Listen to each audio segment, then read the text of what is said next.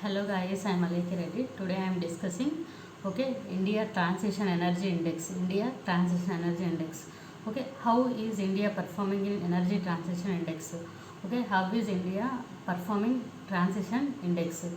Transition ante em ledu manamu before that we are using the మనకి energy కావాలంటే ఏంటి మెయిన్గా ఇండియాలో we are using the coal. Almost now also we are using the more than 50% of the energy comes from the coal sector. I think 57%. So coal తర్వాత thermal. So coal thermal ఇవన్నీ fossil fuels నుంచి ఇవన్నీ use చేస్తుంటాం. ఇవేంటి non renewable. కొన్ని రోజులకి non renewable అంటే కొన్ని ఇయర్స్కి అవి కరిగిపోతాయి. సో రినవబుల్ ఎనర్జీ అంటే ఏంటి, కంటిన్యూస్ మనం ఎన్ని ఇయర్స్ అన్నీ అవి తరగవు. విండ్, సోలార్ ఎనర్జీ ఇవి. సో ఇప్పుడు ఏంటంటే ట్రాన్సిషన్ అంటే మనము ఫాజిల్ ఫ్యూయల్స్ కానీ కోల్ కానీ ఇవన్నీ యూజ్ చేసినప్పుడు, న్యూక్లియర్ పవర్ ప్లాంట్స్ కానీ ఈ ట్రెడిషనల్ యూజ్ చేసినప్పుడు ఏమవుతుందంటే పొల్యూషన్ క్రియేట్ అవుతుంది.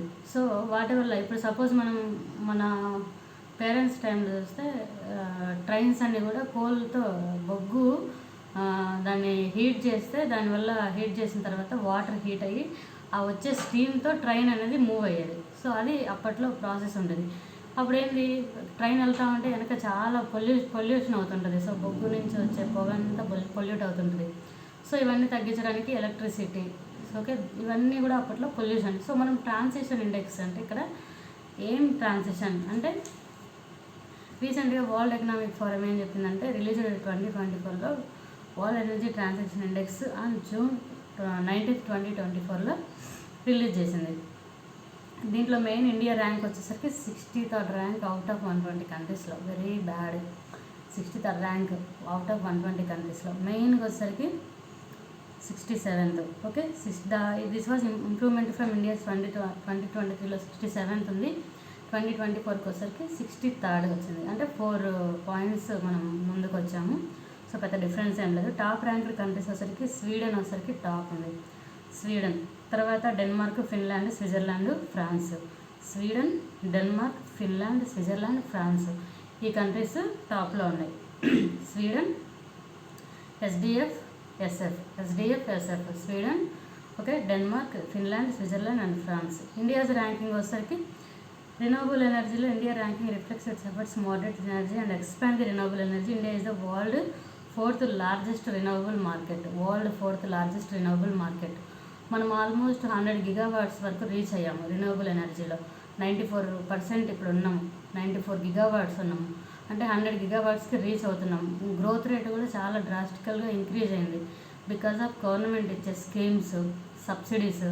సో వీటి వల్ల బాగా గ్రోత్ రేట్ అనేది ఇంప్లిమెంట్ అయింది ఈవెన్ ఇన్ సోలార్ సెక్టర్లో. So that is so and also renewable energy biomass acting for 42% power generation capacity. India per capital emissions also 60% lower than the global average. So very grateful. So record increase in India's renewable energy capacity this year 27%, almost 28% increase అయింది growth రేట్లో. Before that మనం 2023లో చూసుకుంటే 72.02 gigawatts ఉండేది. ఇప్పుడు చూసుకుంటే 93 gigawatts ఉంది till October 2024కి.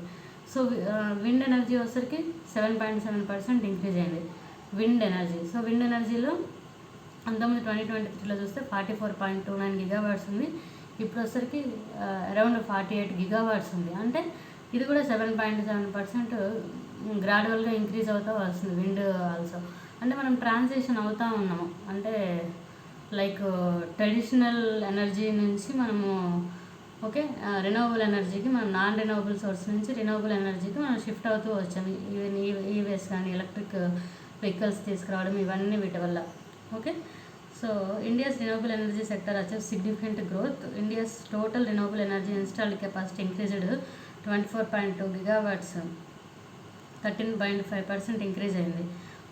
And solar sector also 20.1% growing and 72.0 gigawatts in the sector. So wind energy also 7.8% growth rate increase అయింది. So now we are 47.72 growth gigawatts in wind sector. Thank you so much. Transition అనేది మనం non renewable source నుంచి రినూవబుల్కి transition అనేది అవుతా ఉంది India. So this is very important. Thank you so much.